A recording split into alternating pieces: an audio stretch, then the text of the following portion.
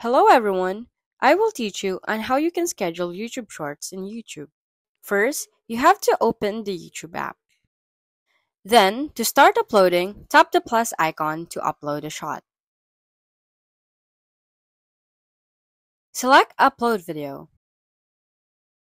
Then, to choose a video, select from your camera roll or record a new video. Then, edit your shot. Trim and edit as needed. Then click Next. There's an additional settings to enhance with effects, adjust speed, and others. For visibility option, click on Next, then select Visibility. To schedule the post, choose the Schedule option in the drop-down menu. Then set the date and time.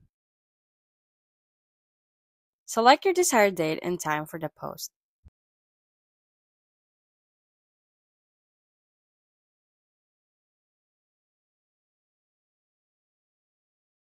To finalize everything, click on Upload Short to schedule your YouTube short. Remember, this features allows you to plan content ahead, ensuring consistency on your channel. If you found this guide helpful, please don't forget to like, subscribe, and hit the notification bell for more updates. Until next time, bye-bye!